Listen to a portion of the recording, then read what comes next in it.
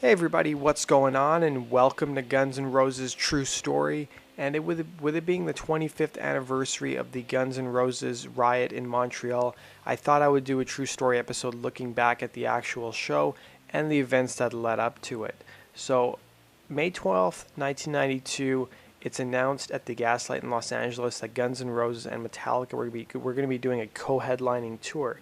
So as you guys would expect, tickets quickly sold out, and the opening night was a huge success despite problems with the sound system, which of course plagued many shows. So there was an article that was done where they interviewed a fellow named Patrick Imond. He was a student at Montreal's Concordia University at the time. He said, "It was like, sold, I'm done. It's not a concert you're going to get nowadays. Who in the world at such a high level is going to share a tour with someone else at such a high level? It would be like Beyonce and then someone else 4 steps down the food chain and the tickets would be like $500. So he remembers lining up in the parking garage of a local mall, camping out overnight to get tickets. He remembers saving a day's wages for the $35 ticket. He even remembers one of the old full-page ads taken out in the local newspaper to promote the show. He said it was so deliciously ironic. The tagline was something like, the concert they said would never happen. They said it would never happen, and then the concert tour rolled around Montreal's Olympic Stadium, and on the evening of August 8, 1992, with openers Faith No More in tow, it didn't happen. Not quite anyways. Montrealers were promised the biggest rock concert of the year. They got a riot instead."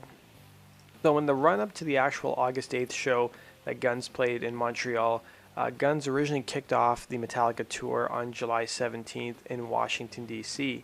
And the opening show went reasonably well, but as the tour started to roll on, Axl started to encounter throat problems. And on July 29th, Guns N' Roses were playing the Giant Stadium in East Rutherford, New Jersey. And during the actual show, Axl encountered severe pain in his throat, but he continued to almost finish the show. I say almost because during the second last song, Knocking on Heaven's Door, he got hit in the genitals by a cigarette lighter thrown from an audience member, and Axl simply walked off stage. The next day in New York, Axl is diagnosed as having exhaust sustained further damage to his vocal cords, so the tour is temporarily interrupted. 3 shows, including Foxborough Stadium in Massachusetts, Columbia, South Carolina, and Minneapolis, had to be rescheduled to September, and Axl was ordered not to use his voice for a week. He said, "My vocal cords have been turned into hamburger," he croaked. So here's the MTV News report from around the same time talking about Axl's vocal issues. The New Jersey Meadowlands on Wednesday night after being hit in the crotch by a lighter thrown from the audience. Rose was not seriously hurt, and after walking off stage about 2 hours into the band's usual 3-hour set, he said, quote, "I got my philosophy on this from Lemmy in Motorhead. Don't let them throw things at your show because it could happen at the next band show and someone could get hurt." Rose's voice also started going during the band's New York stand, forcing Rose on doctor's orders to cancel a Friday show at Foxborough Stadium near Boston, which has been rescheduled for September 11th, and a Sunday night show which has been 7th. The concert in Minneapolis next Wednesday, however, is still on. Said Rose after reluctantly agreeing to the cancellations, "I'm bummed." So following about a week worth of vocal rest, the tour resumed in Montreal. So the way the tour was set up, Faith No More would open most of the shows, and then Metallica would go on, and then Guns N' Roses would go on. So the actual concert went like this. Faith No More went on, they played their set, and then early into Metallica's set, a piece of pyrotechnics malfunctioned, and James Hetfield was severely burned. So what had happened was they usually go talk to their pyrotechnics guy to see where the actual pyrotechnics are going to go off, but there was a miscommunication. So James talked to his pyrotechnics guy, and he was warned about where some of the new pyro cues were going to go. So James stands clear of these, but he took up a position where the old ones detonated, not understanding that these were still in operation, which resulted in James getting injured. So one of the audience members who actually went to the concert said, "Next thing we know, James Hetfield's running off stage. Then the band keeps playing on for 5-10 seconds. Then they get a signal or something and go off stage. Everyone's like, okay, what just happened?" The band left the stage, and Emmond recalled, drummer Lars Ulrich came out to explain that the show would be cut short, as Hetfield had to be taken to the hospital to have his burns treated. Metallica's unplanned exit meant that Guns N' Roses would have to take the stage early, which caused a problem because Guns N' Roses were using a different stage setup than Metallica was. So on this tour, when Metallica would be done their set, it would take Guns N' Roses an hour and a half to almost 2 hours to actually get their stage set up and then come out and play.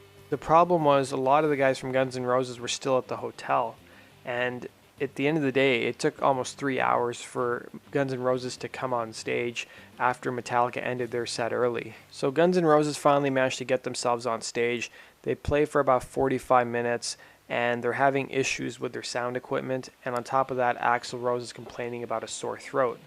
So during Guns N' Roses' set, Axl mentions that Perfect Crime is the theme song for a movie that the band has been planning about the Use Your Illusion tour, and before Double Talk and Jive, Axl makes an ominous statement to the crowd saying, "This will be our last show for a long effing time."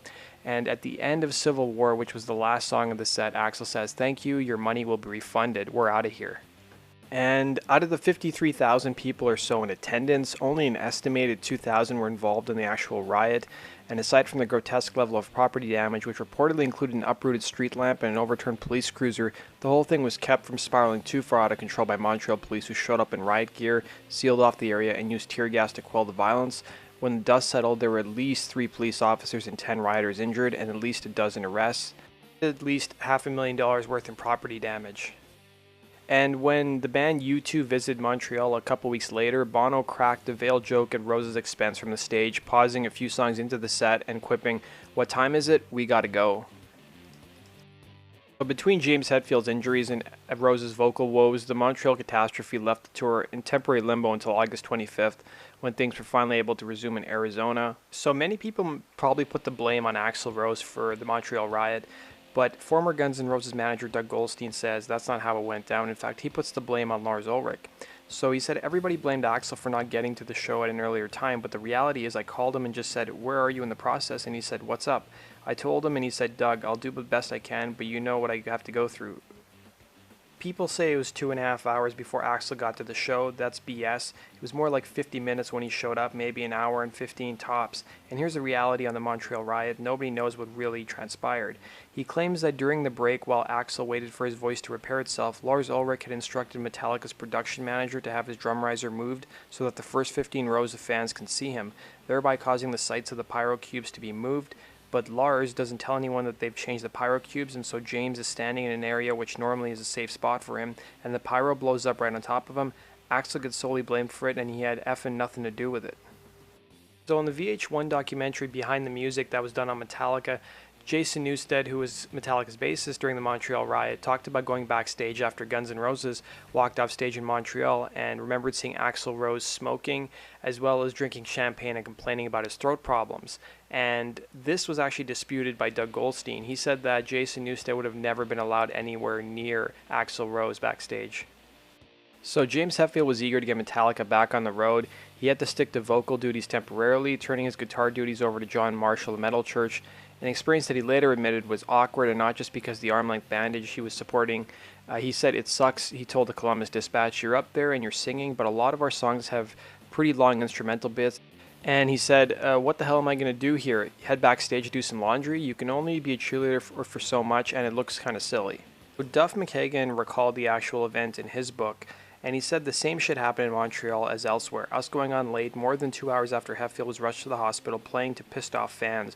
Our own fans pissed off at us. I sat backstage monitoring the sounds drifting in from the arena, drink in hand, and could feel the crowd's mood change. The rumble of tens of thousands of people beginning to get angry is a deep, low sound that penetrates walls and vibrates the fundamentals of the building, where dressing rooms are located. It's a horrible sound, and the panic and embarrassment and frustration in my own head was compounded by that rumble. After letting the crowd reach its boiling point, we finally went out and started playing. Then 45 minutes into our set, a microphone stand hit Axl in the mouth. He threw down the mic and left. So it looks like Duff's version of events is a little bit different. This time, the riot didn't start near the stage. We didn't even see it. The crowd blew up back at the concession areas and merchandise stands and then spread outside into the streets. In fact, our crew did their normal teardown of the set, oblivious to the riot already raging out of view. Only when our buses pulled out of the parking enclosure did we see the full extent of the situation. Cop cars turned over, vehicles on fire, lots of broken windows. Once again, there was to be a lot of injuries, and once again, I felt anguished and heartbroken. This time, I felt deeply embarrassed, a feeling that managed inexorably to worm its way into my vodka-numbered psyche. It didn't have to be like this. So Slash talked about the event in his book too. He said, "We were still at our hotel when it happened," referring to James's accident, "and we were asked to go on early. It was a non-issue. Of course we agreed to do so. The band headed down to the venue right away and discussed what we'd play to fill up the remainder of Metallica's slot and ours as well. We had plenty of time to go over our options, but it couldn't happen because Axl did not show up. Not only did we not go on early to fill the void left by Metallica, we went on 3 hours later than our own scheduled stage time. In the end, there was something like 4 hours between the time Metallica were forced to stop the show and the moment we took the stage. And once we did, Axl ended it early after we'd done just 90 minutes out of our scheduled 2 hours. I'm sure he had his reasons, but neither I nor the crowd, as far as I knew quite what they were. I can't say that I was surprised when the audience started rioting. Being the old pros at this, we sat in our dressing room, which was underneath the hockey rink, basically in the locker rooms. We could hear the stampede overhead and knew there was no going back on. Crowd destroyed everything in the outer arena, from the skyboxes to the vending booths. At one point, we went upstairs in an elevator and looked out into the hallway and saw kids throwing rocks at the display cases. When one broke, they'd scramble to snatch the merchandise. As we made our escape, we saw overturned cars in the parking lot. We watched kids pulling down the giant light poles, lighting bonfires, breaking everything in sight, the whole deal. It was a fiasco. Axl did have an excuse for quitting the show early. He did in fact have a reason, and he did go public with it. He had cancelled our Boston show and 2 others because of his throat, and he said his vocal cords were damaged and that's why he couldn't perform. To us it was crying wolf, because in Montreal he didn't mention that he was in pain or anything that night before the show. It was a very tense time, a major straw on the camel's back for me and for everybody in our camp. It was actually a huge issue for me because I'd lost face with everyone in Metallica. We didn't keep our promise to them, the fans, or to ourselves to put on the best show possible. Come what may, when it mattered the most, it felt like we'd given even less. I felt like an ass. I couldn't even look James, Lars, or anyone from their band in the eye for the rest of the tour. Now, there was one person who actually looked back at the Montreal Riot with fonder memories, and that was Axl Rose's former personal assistant, Craig Duswalt. So after the Montreal Riot happened, Axl and company went to New York City, and Duswalt tagged along on the trip, and he ended up connecting with his future wife. As he put it, "I am married to Natasha because James Hetfield, the lead singer and guitarist of Metallica, stood on top of a flash pot during the set and suffered second-degree burns on his arms and hands on August 8, 1992 in Montreal." So that does it for this episode of Guns N' Roses True Story. I hope you guys enjoyed this episode. Let me know what your guys' thoughts are. Comment down below. And to finish off the episode, here's a montage of the actual MTV News reports after the Montreal Riot. We're going to step aside. Recent memory blew into the Canadian provincial capital of Montreal on Saturday night and ended in a riot after Metallica frontman James Hetfield was sent to the hospital with exploding pyrotechnic injuries, and Guns frontman Axl Rose abruptly ended his band's set with some ominous comments about the band's future. At least 8 police and 10 concertgoers sustained minor injuries in the melee that followed. A dozen arrests were made, and initial reports estimated damage to the stadium to nearby stores to total as much as $1 million. Things started going wrong about halfway through Metallica's set when a stage prop exploded, inflicting second-degree burns on James Hetfield's arms and legs. The band was forced to terminate its set, promising the crowd it would return to play a makeup show, and Hetfield was taken to a nearby hospital for treatment. When Guns N' Roses took the stage about 2 hours and 15 minutes later, according to Montreal Gazette rock critic Mark Lepage, who was in the audience, the band played about 6 songs before Axl Rose told the audience, quote, "We got it together in Europe only to have it come apart here. In case anyone is interested, this is going to be our last show for a long time." Rose then sang Double Talk and Jive, and then Civil War, and then walked off. Although press reports have blamed Rose's hasty exit on his ongoing throat problems, which have forced cancellation of 3 U.S. shows in the last 2 weeks, journalist Lepage says there was no announcement or explanation offered before the house lights suddenly came up. As the audience of 53,000 people filed out of the stadium, some 2,000 disgruntled concertgoers began to set fires, break into souvenir stands, smash windows, and overturn cars. Here's what a representative for the concert promoter said afterwards. The presenter's position is that there was a 45-minute set by Faith No More, an 80-minute set by Metallica, and a 55-minute set by Guns N' Roses. We have decided there is nothing further that our organization can effectively say at the present time.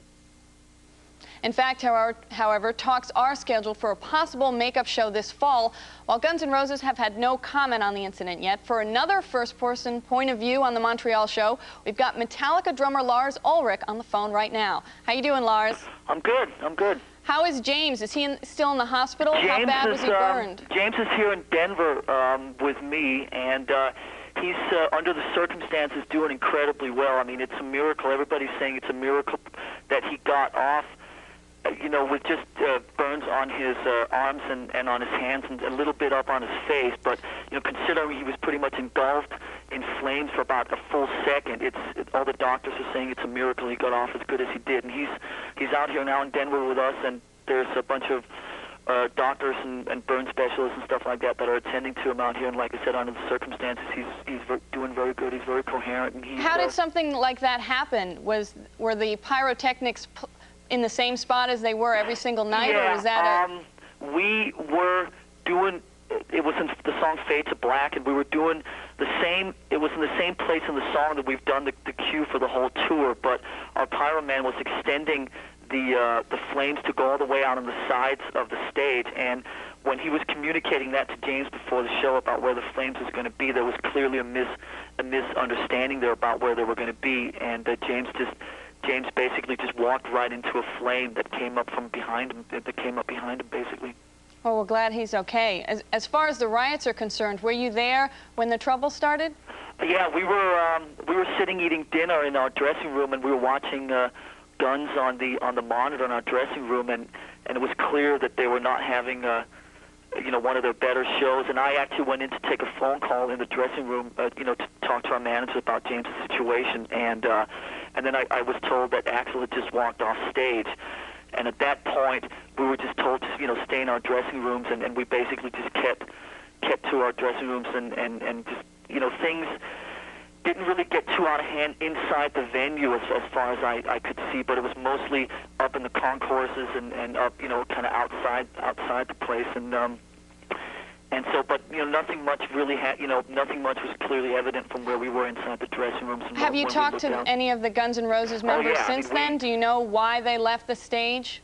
Axel still didn't feel like he was, you know, fully recovered with his throat stuff, and you know, there's been, you know, what we have out here is a combination of our PA and some of their monitors and stuff like that, and it's not been completely right yet for both bands, and Axel just, you know, didn't feel like he wanted to, you know, keep taking chances with his voice and stuff like that, and they've been going through like monitor guys like right, left, and central for the whole tour, and nobody had really been able to give him what they needed up on stage, and I knew that he had just come to the point where it was too much for him to deal with.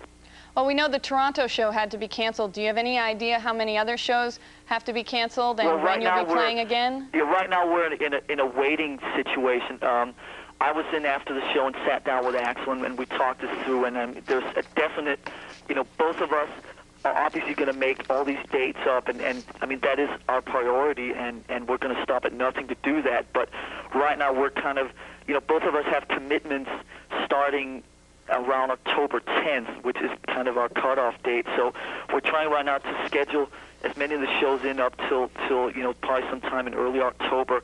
What it's looking like is that there are two options right now, depending on how quick James can heal his hands and stuff like that. Right now they're saying that it could be as little as 2 weeks. So we're going to probably in the next couple of days try and find a guitar player, you know, who can, you know, be on standby if James's hands don't heal that quickly. And which is basically, you know, there's two options, like I said. Basically, you know, one is waiting for James to completely heal and then go on and play the shows like that. Axel told me that Guns would definitely wait for us till we were ready. And like I said, the other option is to get a second guitar player that would come in and play all of James's parts, and when James is ready to just get up on stage and go out and sing basically as a front man, then he would do that. So those are the two options that we're weighing right now, and as soon as we figure out which one we're going to go with and where we're going to start playing again, obviously you guys will be among the first to know.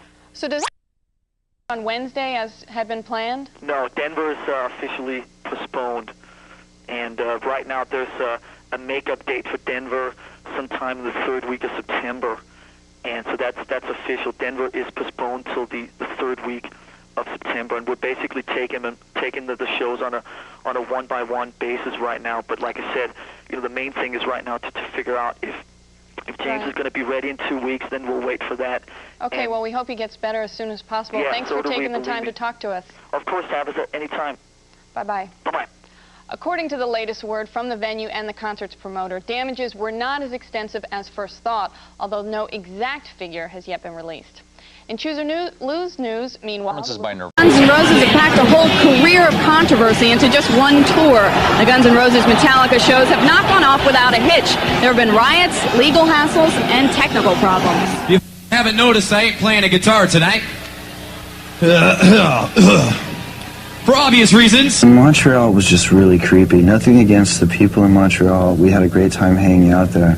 I think it was the building itself. It was like the first show back after like 4 dates, so Axel had some problems with his throat and so on. So we're back again, Montreal. Everybody was very excited to be back and playing, and for the first hour and 10 minutes or whatever we played, I mean, it was great. It was really good for us. It was looking to be one of the best ones. So a pyro guy will come in and say, you know, if something's going to be changed. If not, he won't come in there and everything will be the same every night. He came in and said, okay, the fade to black stuff is going to be out on the wings, so don't go out there. I said, okay. But he didn't specify that it was in addition to what's already there. So I walked from the wings right onto where one of them was and just... The last couple seconds before the cue, I knew it was just eerie. I could just tell that he shouldn't be standing where he was standing. And then the flame from hell just comes. It's like moving down the stage, 8 feet tall, and just completely engulfs him. We got a friend of ours, brought him out from a band called Metal Church. He's filling in for us. I want you to give Mr. John Marshall a hand over here. All right.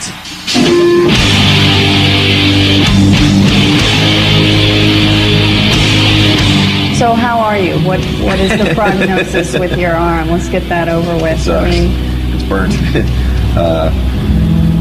Well, it was minor second degree, most of this arm, and a little on the back of this one, but the back of the hand is where it was the worst. And right here is, okay, that's where my wristband was, so I'm all right here. Should have a longer wristband.